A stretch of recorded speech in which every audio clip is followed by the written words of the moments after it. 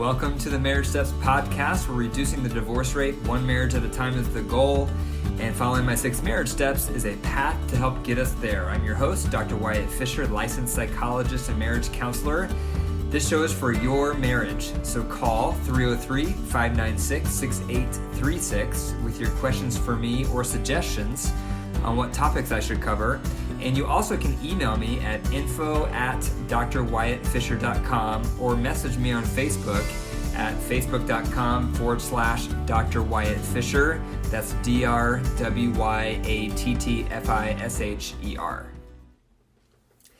Today I'm going to talk about 5 steps on changing for your partner.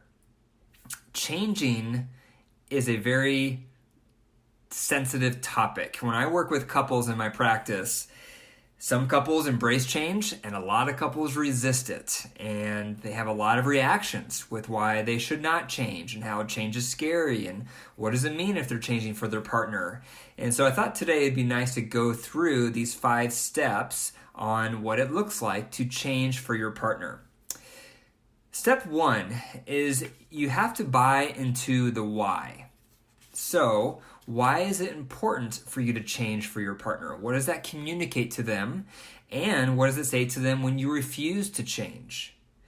So let's start there. When you refuse to change and your partner is expressing a need, something they desire more of, something that is making them feel unhappy in the marriage, and they're expressing this core piece of who they are that they desire in the marriage, and if your reaction back to that is, sorry, that's not who I am, get over it. If that's your reaction, watch out, because something in your partner will die, because marriage just turned into a prison. So instead, if your partner has this request or this need or this desire, and it's not naturally who you are, the ideal posture is to say back to that, that's not my natural bent, but let me lean in. Let me learn how to get better. Let me figure out what you're looking for. I may never be perfect at it, but let me try to grow and to expand and to improve, because I know every step I take in that direction is going to honor you. Because honor is the key word. If you refuse to change and you tell your partner, that's just not who I am, get over it, I'm not changing, I like who I am. If you have that attitude and you're rigid, it is so demoralizing to be on the other side of you in marriage. So depressing, and marriage can easily start feeling like a prison. So the reason to be open to changing for your partner is it instills hope. It gives them hope that the marriage can get better, that some of their top needs can start getting met. It makes them feel more positive towards you, more loving, and it encourages them to do the same back to you. It encourages them to want to then change and to work on areas that they know you would appreciate. So it creates a win-win. So there's a lot of reasons why you want to be open to changing for your partner. Number 2 is just this concept of being malleable. A lot of times we get so firm and so convicted on this is who I am and I'm not changing for anybody and take me or leave me, and this high and mighty kind of attitude. And while it's optimal, obviously, to know what you believe in and what you stand for and who you are and your identity, all those things are healthy. However, if you bring that attitude into a marriage, there's no room for change. There's no room for compromising. There's no room for meeting in the middle, because you're always going to be drawing the line in the sand and saying, this is who I am. Take it or leave it. Be careful, because your partner may leave it.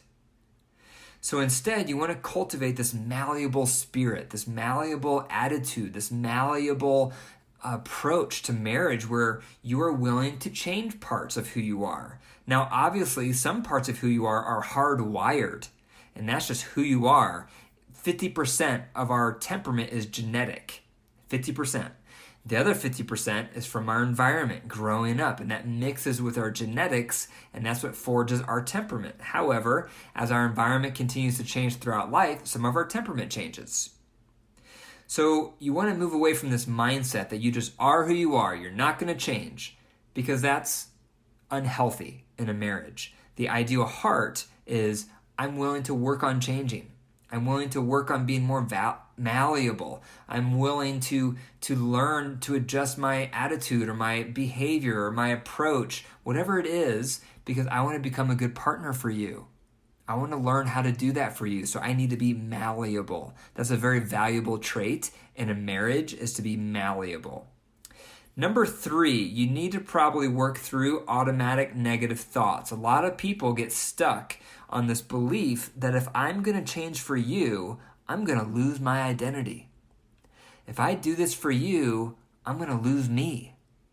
And that's false, because you fear that if you start making these changes, you're going to swing from one extreme to the other, where it has to be either it's your way or no way, or if you change, now it's 100% your partner's way, and now you've just somehow lost yourself. And that's false. When you modify your behavior, when you honor a need for your partner that's not your natural bent, that's not losing yourself, that's enhancing yourself. That's becoming a better version of you because you're learning how to be a better partner. So if you have those negative automatic thoughts, such as, I'm going to lose my identity, you need to create a balanced thought. And a balanced thought would say something like this: I'm going to lose my identity. However, bending towards my partner's preferences will help our marriage create a new identity while still retaining my own. So that's the balance. When you bend and you meet in the middle and try to create these win-wins that's going to honor both you and your partner, that doesn't mean you're losing who you are. That means you're creating a new identity for your marriage, and that's going to benefit both of you. Step number 4 is this concept of one eye in, one eye out. So a lot of us, when we enter into marriage, we lean either to 2 eyes in or 2 eyes out. 2 eyes in refers to somebody who's self-absorbed. All they care about is themselves. All they think about is themselves. They really don't think about their partner's needs or their experience of their partner at all. It's all about them. They're very self-absorbed. Okay, that's 2 eyes in. Other people enter into marriage and their lean is towards 2 eyes out. All they think about is their partner and what their partner needs and what would make their partner happy, and they lose themselves. If you're 2 eyes out, then that can be unhealthy if it's to that extreme. And so the ideal is to work towards one eye in, one eye out, where you're tracking what you need and what you feel and what feels authentic for you, while at the same time tracking what would feel good for your partner and what would honor them and what would their preferences be. So you want to simultaneously be tracking yourself and your partner. Problems occur in marriage when you're only tracking you or you're only tracking your partner. You want to be tracking both. So one eye in, one eye out. Step 5 is you want to then explore the idea of a middle ground with your spouse, with whatever the need is they're expressing, whatever the preferences they're expressing, whatever it is that they're bringing issue with. You want to talk about together, what would a compromise look like? You know, one area I see a lot in couples is the need for connection. Some people have a high need for connection, like we need to spend a lot of time together, lots of conversation, lots of touch. I need to have a lot of connection with you. And other people have a lower need for connection. And they may just be more independent and they want to do their own thing and they have less desire for that connection. And so what would it look like to meet in the middle, to compromise, to find a win-win so that you're both feeling honored? And that's not going to be possible unless you're going through steps 1 through 4. You buy into the why, you're malleable, you work through any negative thoughts, and you're practicing one eye in, one eye out. Because number 5 is all about negotiating that middle ground.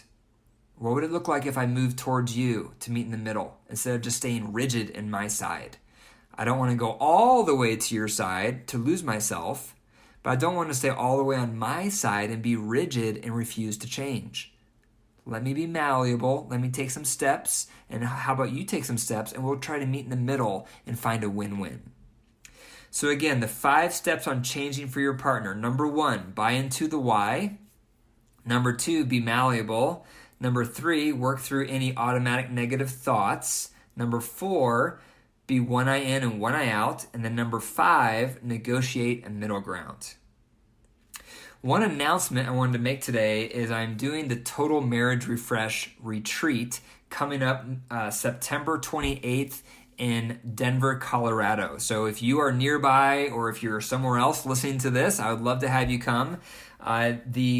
The rate for the conference is 50% off if you register by August 31st. So to find out more information on the conference, just go to my website. It's drwyattfisher.com, drwyattfisher.com.